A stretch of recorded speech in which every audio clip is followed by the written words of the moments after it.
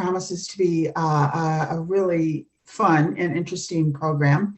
I want to thank you all for supporting our virtual programs as you have been doing for the past year and a half or so.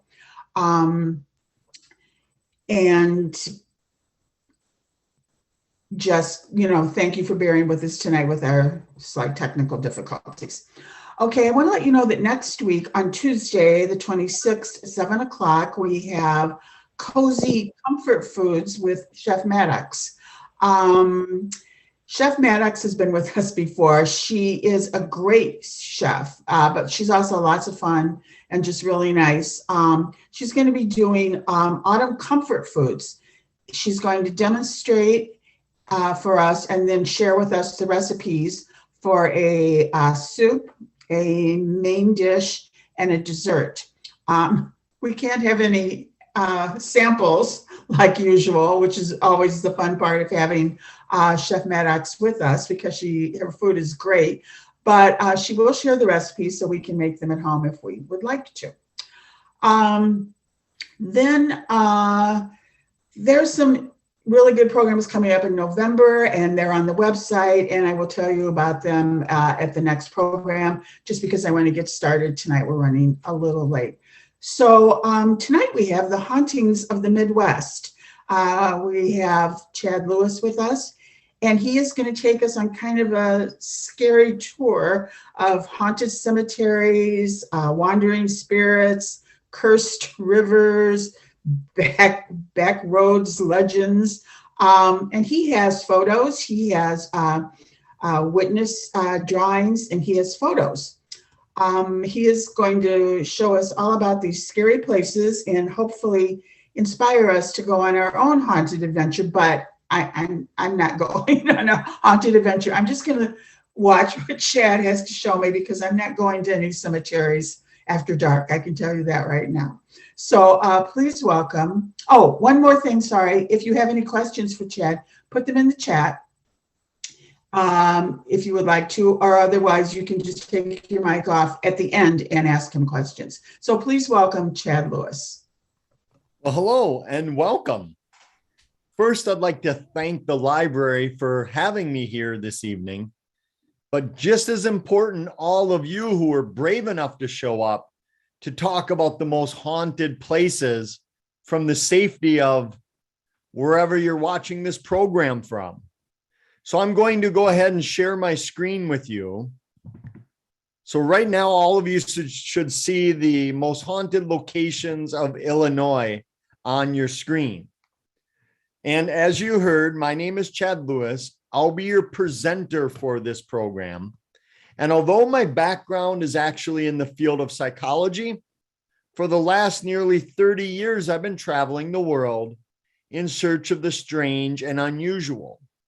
Everything from hunting for vampires in Transylvania, looking for the Loch Ness Monster, crop circles, UFOs, alien abductions, weird people, odd places, you name it. If it's just strange and a little offbeat, I've traveled the globe in search of these oddities. But what I discovered is that sometimes the weirdest things happen right in your own backyard. So that's what we're going to explore this evening. Haunted tales of the area.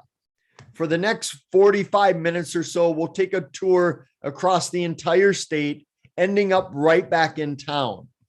Now, throughout the program, I'm going to provide you the background, the folklore, the eyewitness accounts. I'll talk a bit about some of the research I've done at these places. Heck, I'll even provide you with the directions to these places. But I'm going to leave it up to each and every one of you to travel to these places on your own and determine for yourself whether or not you believe the legends are true. But whether you're a diehard skeptic or a true believer or somewhere in between, I have to warn you, it's much easier watching these places on television than it is visiting. Because when you're out in the middle of nowhere and you see that shadowy being lurking from tree to tree, you simply can't turn to another channel and forget all about it. So with that in mind, let's explore some of the scariest places that Illinois has to offer. And when I talk about scary places, many people think of cemeteries. The reason being is quite simple. Back when cemeteries were chosen, the land was thought to serve as a portal between our world and the spirit world. So when your loved one passed on, it would just be much easier for them to travel from our world to whatever world you believe they go to. But regardless of whether or not you believe this theory, there are many places where it seems to be working in reverse, that the living are not moving to the dead are coming into our world. First stop, Hillside, right outside of where a lot of you are watching this from, is the infamous Mount Carmel Cemetery. A lot of people have heard of this cemetery because it's the final resting place of that little known gangster called Al Capone. And even though Scarface is buried in the cemetery, most people go here for the legend of this woman. She's become known as the Italian Bride. In the early 1900s, while in labor, she died during childbirth. And as was the Italian custom of that time, she was to be buried in her wedding gown. As you can see here, the statue of her in her wedding gown. And here's a statue of her, a photo of her in that wedding gown. But that's not the scary part. The scary part comes in the fact that as soon as this young girl passed away, her mother began having dreams in which her daughter came to her and said things like, "Mom, help me, save me. I can't breathe. I'm alive. Dig me up. Please don't leave me." So her mother did what any loving parent would do: petition the church and the graveyard to dig up her daughter. And her plan worked. She got the permission. The only problem was it took her 7 years to get this permission. And they still went ahead and dug up the young girl. And when she was dug up, they noticed that even though the casket was starting to rot out completely, young Julia looked like she was merely sleeping. It was so creepy, they decided to say, "Hey, let's take a photo of that and put it on the gravestone as well," which you can see they do. As you can see the terrible condition of the casket, yet she looks like she was buried the day before. As soon as stories started spreading about her condition, people started seeing ghostly apparitions of a woman dressed in a bridal gown inside the cemetery. At first glance, people thought maybe she was someone getting married and on her big day paying her respects to her loved ones. That is, until she would vanish right before their eyes. She's become known as the Italian Bride, and many people think she is forever haunting the place where she met her end through a premature burial. And it's a great story. It's a great legend. But was anyone ever buried alive? Is it anything more than an urban legend? Well, yes, we know thousands of people were buried alive. We know this because we have thousands of newspaper accounts from the late 1800s, early 1900s. Back then, whether you were in a diabetic shock or in a coma, doctors would often pronounce you dead. But lo and behold, many people, some of which were even at their own funeral, they would pop up just in the nick of time to be saved from being buried alive. This may seem silly to us today with modern science and medicine, but our grandparents, they were so afraid of being buried alive, they came up with several inventions. One of my favorites is this. It's called a cemetery bell, and it does or did exactly what it looks like it would do. It was a bell that you could have above your grave. You'd have a rope going down on a pole into your casket. So if you awoke in time, all you'd have to do is tug that rope. It would ring the bell and alert the caretaker that you had been buried alive, and they could come and rescue you, as the caretaker lived on the grounds at that time. But there was one problem with this invention, though. On many nights, the wind would set these bells off, giving the caretaker quite a scare, thinking everyone had been buried alive. It was actually your responsibility after your loved one passed on to spend several nights around the grave, making sure that they were truly dead, that they had passed on and wouldn't rise up. Or if you head a little bit closer to Rockford, you'll come to the Middle Creek Cemetery. This beautiful mausoleum was constructed for a former senator from your state. And when he passed away, it took on a haunted reputation. Soon, crowds of young people would party out there away from the prying eyes of the law enforcement or their parents. Soon took on a reputation as being haunted. Odd things would happen out there. Weird noises, strange visuals, all sorts of anomalies. Eventually, the family were afraid that somebody was going to break into the mausoleum and desecrate the body. So they had the senator moved and buried somewhere else within the graveyard. But that didn't stop the stories from circulating. The stories started to begin about the door, and that if you knocked on the door, it would act like some supernatural doorbell, and you would hear knocking coming from the inside of the empty chambers. Others would hear noises in there, like people were in there, laughing, talking, just this muted conversation. But of course, as you can see from this photo, the door is always locked. And when I was able to go in, there was nothing inside whatsoever. At least not anything that was alive, that is. If you head to Effingham, you'll come to one of my favorite cemeteries, Ramsey Cemetery. It's out in the middle of nowhere. And I love this story because not only do you get a haunting with it, you get a little bonus as well. You'll see what I mean. For decades, people have talked about this as being a place of mystery.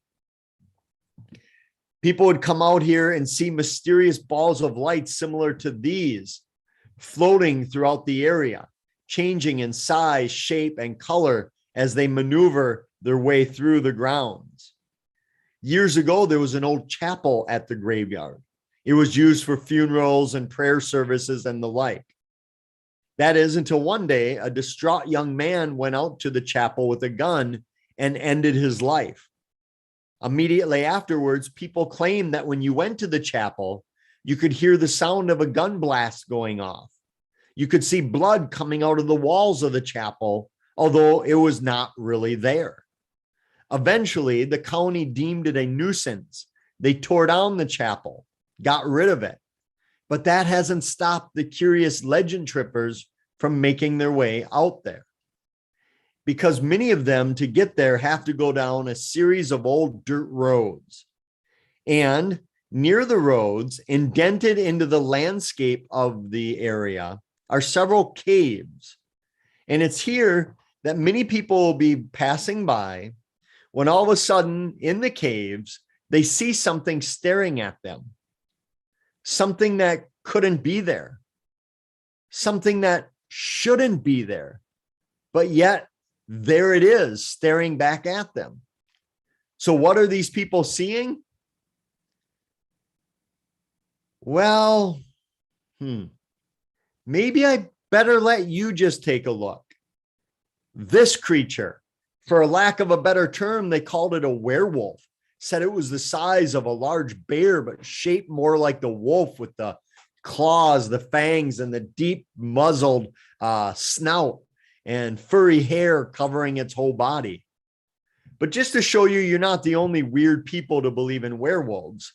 Thanks to my good friend and colleague, Linda Godfrey, my home state of Wisconsin is now known as the werewolf capital of the world. It all began when Linda was a journalist in southeastern Wisconsin, started receiving reports of people traveling down a small stretch of rural road called Bray Road.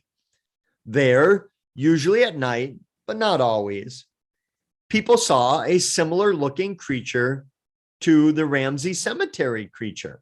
Again, what you'd consider your typical werewolf. Often it was spotted on the side of the road, eating freshly killed prey or roadkill. The good news is that outside of charging at a couple vehicles, these creatures seem to be just as afraid of witnesses as the witnesses are of them. And rather than attack and try to devour people, they seem more likely to scurry back into the underbrush undetected. So the good news is, if you go looking for these creatures, most likely you won't be killed.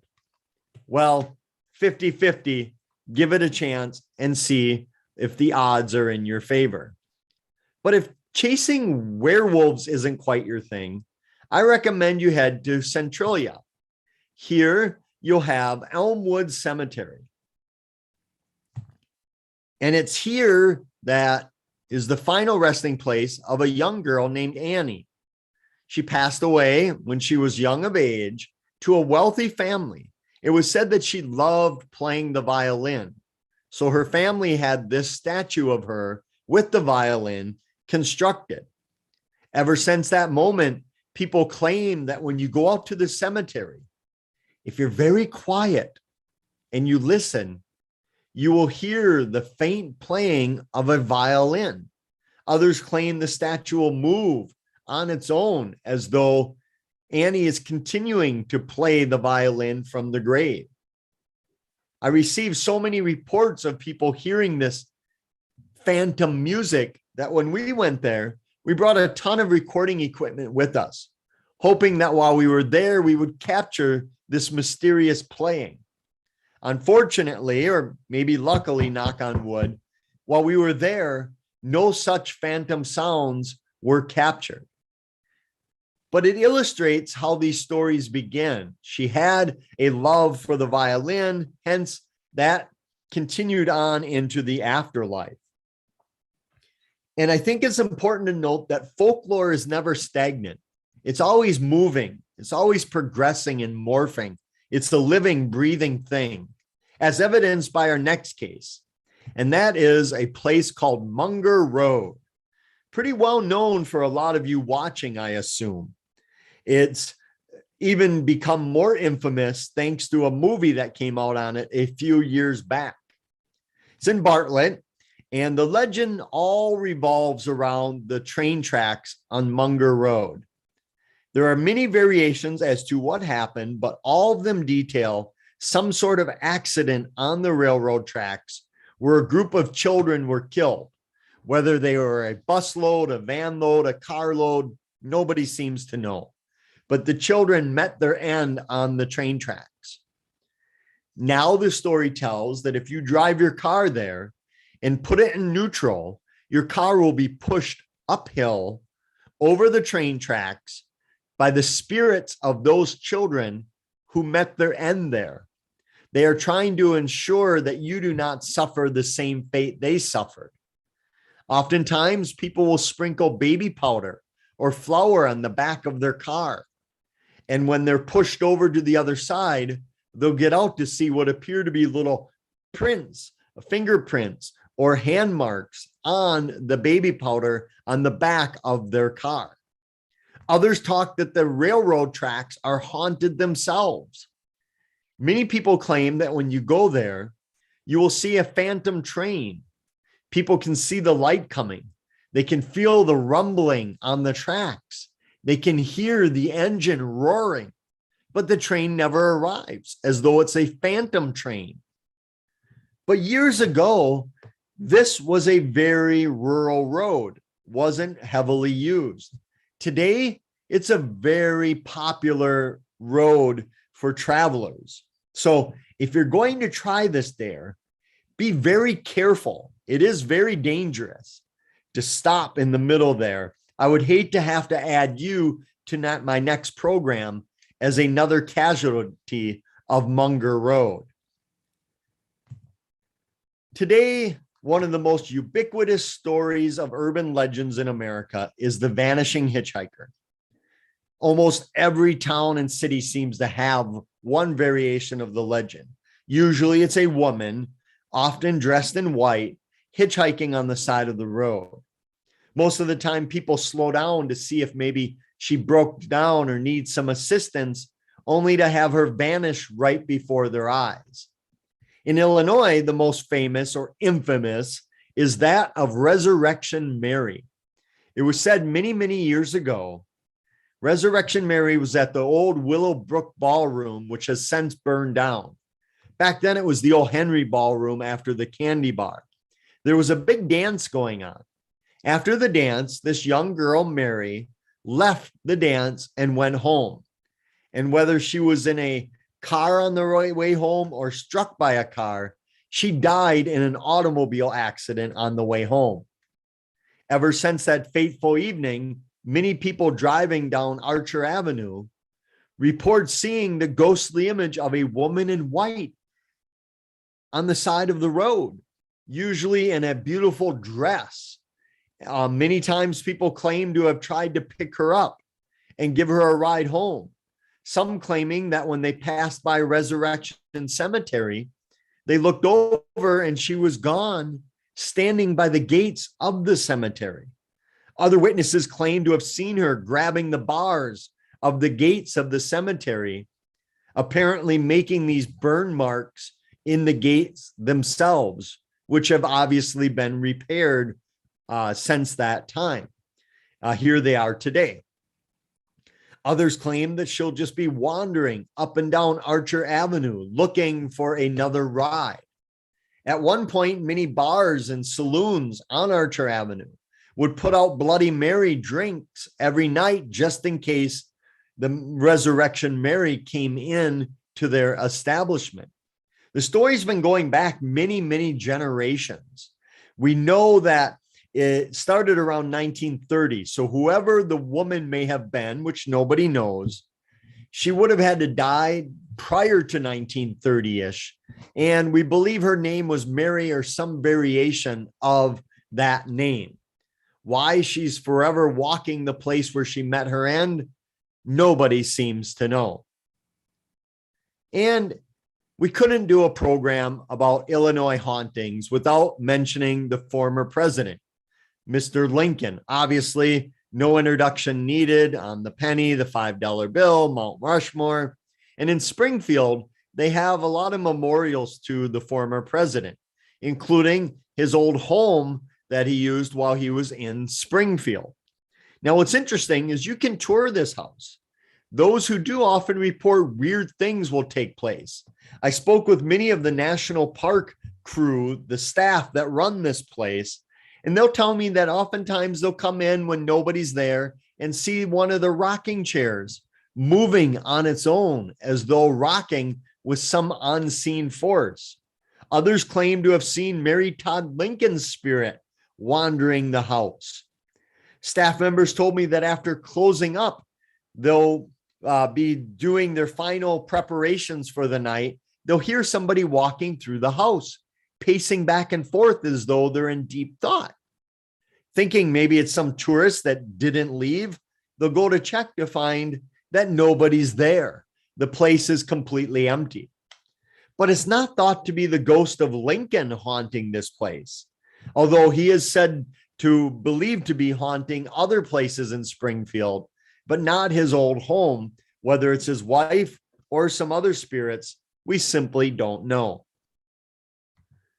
But as Halloween is fast approaching, many believe the veil between worlds is getting thinner and thinner as we approach All Hallows Eve.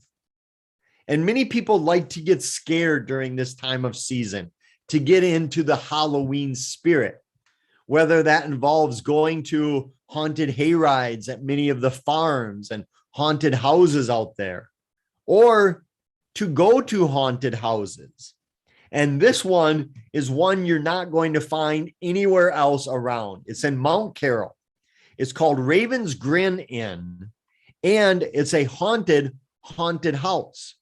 What I mean by that is that the owner operates it in non-COVID times as a haunted house where you can come inside and people in masks will jump out at you and try to scare you and shock you.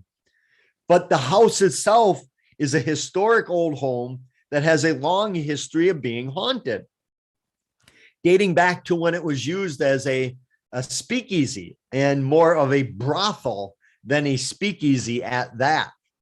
And many people who go in there to work during the Halloween season often are scared by what they think are other employees until that person simply vanishes right in front of them. Others will go down into the basement where the wine cellar was and a wine bar used to be. Here they see weird balls of light floating around. They've seen mist, all kinds of things darting about. Several of the tour groups that went there as a haunted house saw balls of light dance across the basement and then hit the wall and vanish. They think it's the best special effects you could ever have. That is until the owner tells them that it's not a special effect, that the house is actually thought to be haunted. Again, it's not open during COVID times, but I highly recommend that you visit this location. It's something out of a mix between Disneyland and a Tim Burton movie. Very authentic, very creepy. And the guy and his family lived there year round, and they operated as a haunted house. Or maybe for Halloween, you're more interested in stories of witches. And of course, I'm not talking about the Hollywood's type of witches that are out there. I'm talking about a darker, more sinister version. First stop, Chesterville Cemetery. But the locals, they don't call it Chesterville Cemetery. They call the place Witch Cemetery. The legend is many years ago, a young girl was practicing the dark arts, witchcraft. And in order for the community to stop her from bringing evil spirits to this mostly Amish community, they had her killed and buried in the graveyard. They planted a tree above her grave. Now, many people believe that trees over a grave act as a grave marker. And in some instances, they do. But folklore dictates that oftentimes a tree would be planted over the grave of a loved one so that that person would be grounded, so that their spirit could not come back from the afterlife. The tree would ground it, which is maybe why so many people claim that if anything happens to this tree, whether it dies, cut down, or blown over in a storm, it will release the spirit of that vengeful witch who will come looking to seek revenge on the families that cost her her life. Unfortunately, we don't know much about who's buried there. Cemetery records indicate that a woman is buried there, but no details. Her name's been lost to history. But she must have been pretty powerful, because not only did they put a tree over her grave, they put this iron gate there as well. Most people would think that gates of iron were put up to keep us out. But in actuality, they were put up to keep the spirits in. The belief was and is that ghosts cannot pass through iron. So if you were afraid of somebody coming back from the dead, perhaps somebody you had wronged during life, you'd put an iron bar on their casket or put an iron gate around their grave to keep them tied to that area. Now, the legend tells that if you're brave enough, or maybe foolish enough, to go into the cemetery, that when you touch the tree, especially if you're there at night or even at midnight, the spirit of that witch will chase you out of the cemetery. Others have walked by during the safety of the daylight, only to get an odd feeling that they're not alone, like they shouldn't be there, getting a sense of sorrow and dread that they need to leave right away, as though they had walked into this irrational zone of fear. And many of them tell me that not just at this place, but other places as well, that when they're scared like that, they really believe that if they don't leave the area, they're going to die, that something bad's going to happen to them. And then when they get home, they're often calmed down. They're a little shy and embarrassed about reporting it. But at the time, it was a fight or flight response. And there are more witches in the area. Up north in Ashmore, Another witch is said to reside in St. Omar Cemetery, a very rural cemetery on the outskirts of town. To get there to this lonely cemetery, you drive down the back roads, and many believe a witch is roaming the grounds. People have seen her. They've heard her. They've experienced weird lights darting about, changing in size, shape, and color as they maneuver their way over the grounds. But unlike other places, many who contend that this place is haunted by a witch say they have proof, physical proof, proof you can see on your visit. And they all point to this burial marker. It's a burial marker for a woman named Caroline. The reason many believe she's the witch is because of her date of death. As you can see, they have her listed as dying on February 31st, 1882. You know, it's very difficult to die on February 31st, even in a leap year. Some contend it was an engraving error, too expensive to fix, where others believe more on the terms of the folklore side of it, that witches can only come back on the date in which they died. They can come and terrorize you on the anniversary of their death.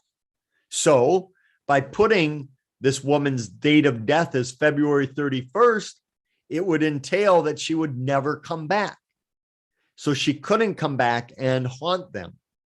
I don't know. I'll leave it up to you to decide. But if they did put it for that reason, it doesn't seem to be working, because so many people have claimed to have seen her spirit wandering the cemetery. But witches are one thing. What about the underworld? Gates to hell. If you go to Collinsville, that's exactly what you will encounter. A series of 7 tunnels, mostly under railroad tracks. And it is said that if you start passing through several of these tunnels, weird things will begin to happen. You'll start to get a sense that things are heating up. All of a sudden, you're abnormally warm.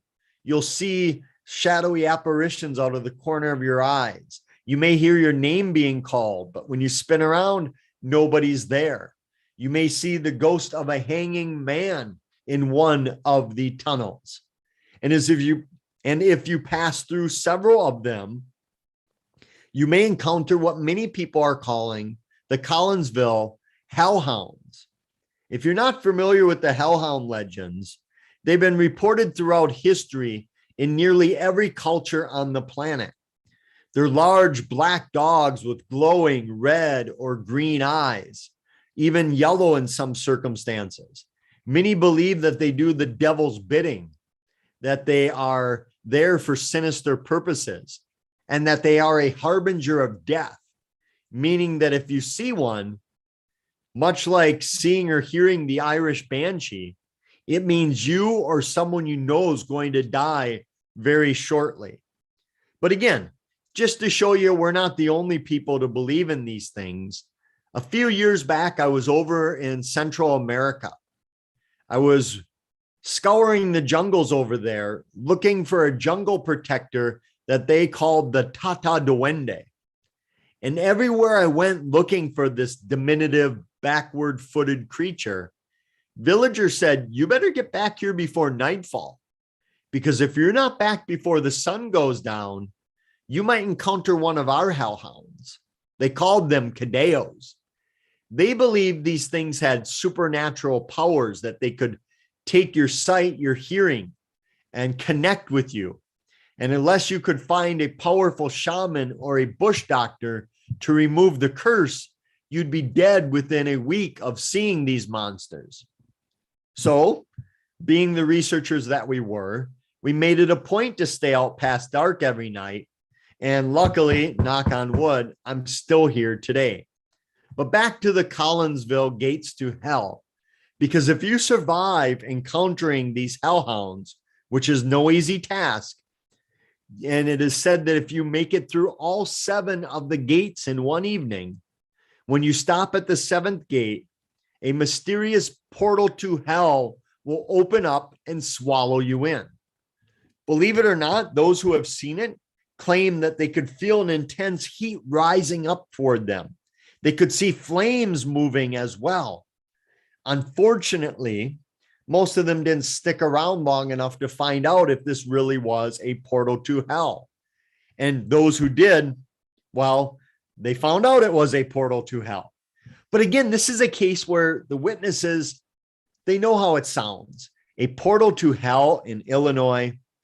But what they didn't realize is that over the last nearly 30 years, I've collected several of these stories of alleged portals to hell opening up to swallow you in. I'm just waiting for that national headline. Illinois, portal to hell. But if you'd rather not look into the underworld of the seven gates of hell, how about looking at the devil itself? For that, we move to a little different location. Many of you are familiar with the novel and the movie Rosemary's Baby. Many of you don't realize that Illinois has its own version of that story. And it takes place at the university campus at the old Jane Addams Hull House. Of course, if you don't remember, Jane Addams was a benefactor for the less fortunate, spent her life helping those who didn't have her means, especially children. She moved into the Hull House and believed that it was haunted when she got there. She'd often see weird things happening inside the home. And it is said that during the early 1900s, a young local woman became pregnant.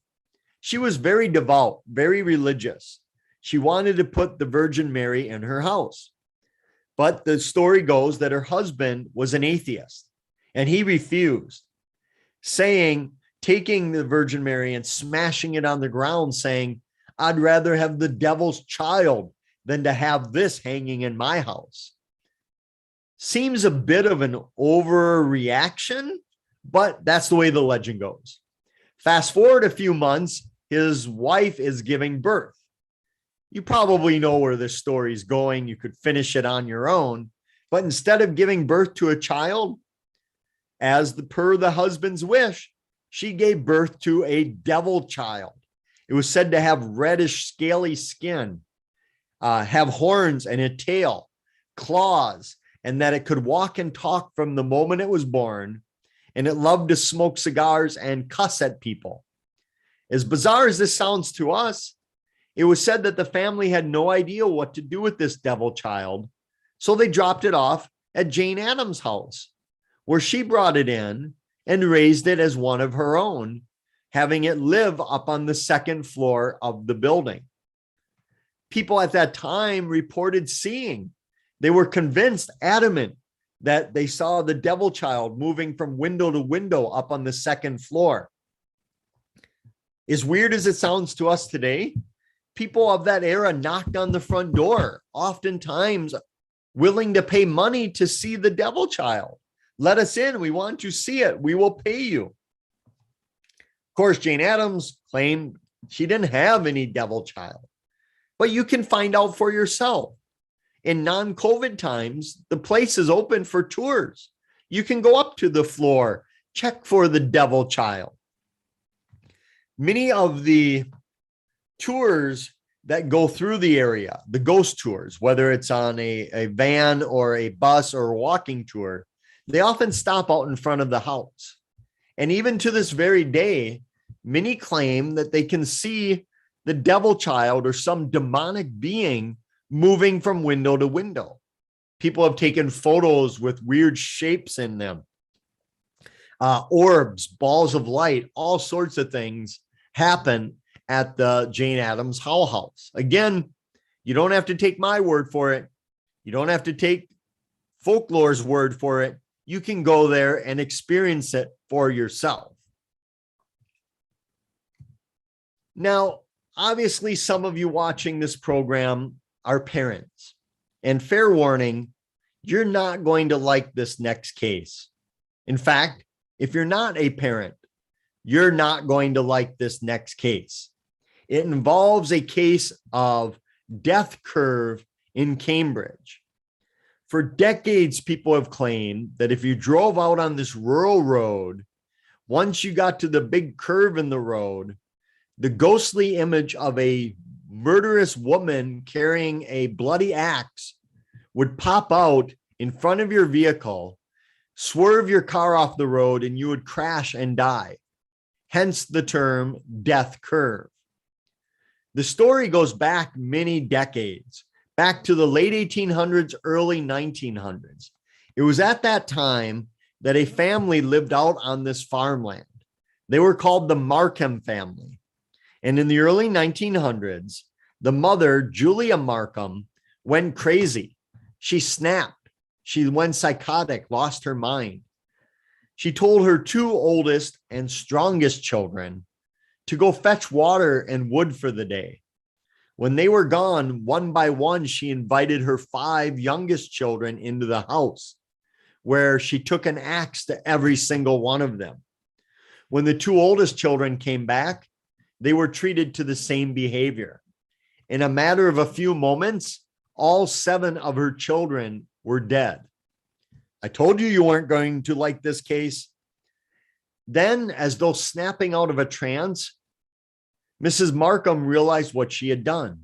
She tried slitting her throat, but it did not take. So then she grabbed up the coal oil in the house, poured it on herself, and lit the place ablaze. This is not their house. Neighbors caught wind of the fire, literally, rushed over just in time to see Mrs. Markham come out of the house all burnt to a crisp, looking like a fried Freddy Krueger. As she collapsed on the front lawn and was told she would pass away, she finally admitted to killing all of her children. Since that time, people have had odd experiences out there.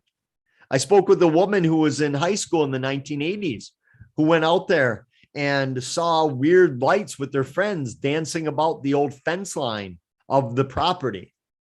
One of the last times I was there, I brought my hatchet, hoping to entice her spirit to come out, hopefully not to kill me, but to make an appearance, which unfortunately she did not. But the story gets even better, because it is said that if you are foolish enough or brave enough to walk back to where the house was thought to have once stood, you will see a phantom house appear. Again, this is not their house. And it is said that if the house appears and you walk into the house, you will never walk out of the house. I've never spoken with anyone who is said to have walked in, because obviously they wouldn't have made it out. Some people claim the house will disappear right before your eyes as well. And right down the road from the home is the old historic cemetery, the Rosedale Cemetery. This is where Mrs. Markham was buried in an unmarked grave in the middle of your screen. Due to finances or lack thereof, what was left of her 7 children were all gathered together and buried in one unmarked grave, while Mrs. Markham was buried in an unmarked grave right next to them. This may be the reason why many people believe that the place is haunted. Unsuspecting visitors to the graveyard often report seeing the ghostly images of children running around and playing in the cemetery, oftentimes wondering why they're out at such hours of the night in this rural secluded cemetery, or why they're not properly clothed for the Illinois winters and weather, only to have them vanish as though they were never there. Others have not seen the children, but they've heard laughing, playing, and giggling, weird noises coming from the fields surrounding the gravesite as well. Is it possible that the children remain at the place where they met their brutal end at the hands of their diabolical murdering mother? I'll leave it up to you to venture there and decide for yourself. But as I'm running low on time this evening, I want to end on a type of case that you have not heard me talk about this evening, because it's a private home. And a lot of people who contact me about their house being haunted, they don't want it to be known that their house is haunted. I bring this case up for two main reasons. One, out of all the reports I receive from around the country, the overwhelming majority of them involve somebody believing that their house is haunted. Many of them believe that it's haunted by a loved one. They smell grandma's perfume on the anniversary of her death, or grandpa's spirit has been spotted walking the hallways. Others have no idea who or what may be causing their disturbances. Some are okay with it. It doesn't bother them. They become accustomed to it. Others would rather do whatever they could to get rid of whatever's inside of their home. And they often report very similar things taking place. Items moving on their own as though thrown by some unseen force, things being rearranged, odd smells, weird lights, coming home after being gone to have things rearranged, weird electrical disturbances, all sorts of anomalies. But the second reason I bring this up is not only because it's the most popular case that I receive, but also because it's one I want you to keep fresh in your mind this evening. Later on, when all of you put your head down on your pillows and you begin to go to sleep and you hear the wind rustling outside your window, I want you to ask yourself, is it possible, just maybe, that wasn't the wind rustling outside your house? And maybe you too are living in a haunted house. So with that, I wanted to save the last few minutes we have for any questions, comments, or stories from any of you. If you want more information, my website, Chad Lewis Research, has more than you could ever possibly want or need. But I really hope your adventure doesn't end here with this program. Grab one of my road guides. Go on your own adventure of the area. And when you do, I think you'll discover that we live in one heck of a weird place. And I mean that in a good way. You're going to see things you've never seen. You'll meet some odd people. And along the way, you might just discover that the scariest thing out there is often yourself. So with that, I want to again thank the library for having me here. It's very rare that you can come to a program like this at no cost. You can check out a wealth of information from the library. So if you like programs like this, let them know so you get more of these. If you didn't like tonight's program, let them know so you get fewer of these. But I can't think of a time in America's history in which the library has played a more important role than it does in today's world. With everything going on with the pandemic, politics, societal issues, libraries are the fabric that keep our communities together, a real treasure for anyone who has them. So to help show my appreciation, if you are going to my site to get any book, just type in the coupon code library. You'll save 20% off everything just because the library is so amazing. So I'm going to go ahead and stop sharing my screen. I'll turn it back over to the library. If you have questions, comments, or stories, either feel free to put them in the chat room or unmute yourself and go ahead and ask as well. And thank you all for being here. Thank you, Chad. That was very interesting. So I haven't heard of most of those stories. Very, very interesting and scary.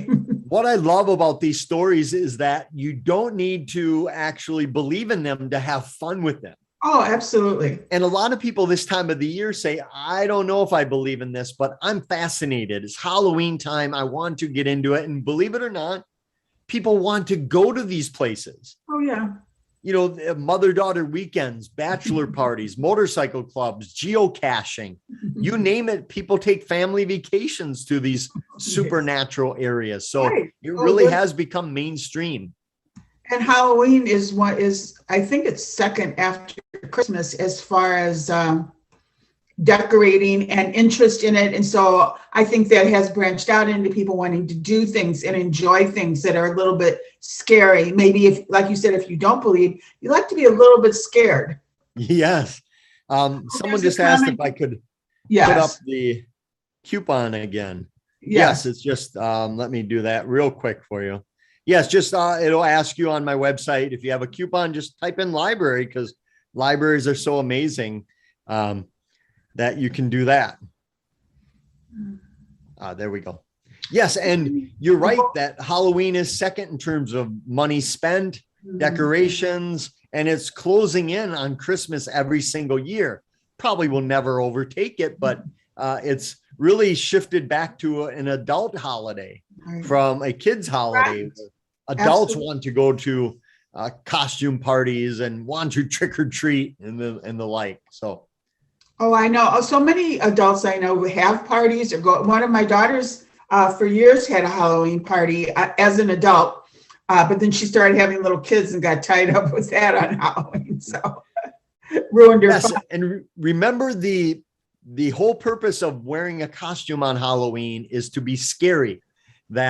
So when those things that come back will see you and say, "Ooh, I don't want to mess with that person or that thing, that vampire, that werewolf," or, "Oh, they're one of us. We don't have to attack them. Let's go attack that person that's dressed like a superhero."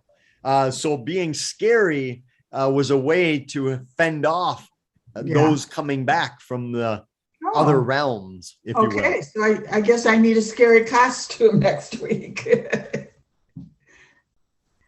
Yes, I mean, so many people, now are wearing like provocative nurses or police officers or superheroes, but the old tradition was to be as scary as you could be. When I was a little girl, I was almost always a witch because it was easy to do, but it was scary. It was fun. Oh, there's a question. This is from Matt. He says he's curious if you think there's a difference between folklore and urban legend. Yes. Folklore usually has some roots grounded somewhere of, the fear of being buried alive. Obviously, people were buried alive, medical mistakes, which we're still making today. Every few years, it'll pop up that someone was in cold storage and all of a sudden they started moving. So we still don't have it right, where urban legends seem to be based more on fantastical stories, even though they do have a tie to real cases of alligators in the sewers or the more fictional stuff of pop rocks. You put them with Coke or soda pop and you'll die.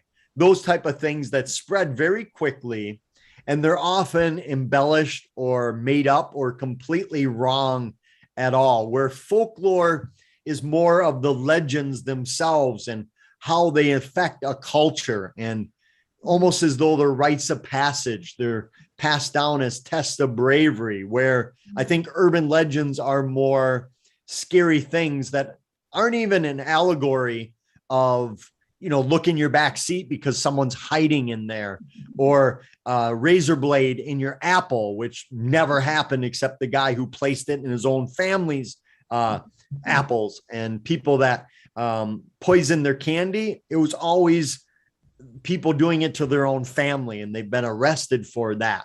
So urban legends, I think, are a little bit wilder than folklore, and folklore covers everything from, old pot making to rugs that people would make, and the more of the mundane stuff, where I tend to look at more of the supernatural folklore. Okay, do we have any other questions for Chad? Yeah, that was a great question. No one's ever asked that. Okay, well, I think that's it then. No one else seems to have any more questions, but thank you so much. It was very enjoyable, very interesting. And like I said, I heard so many stories tonight.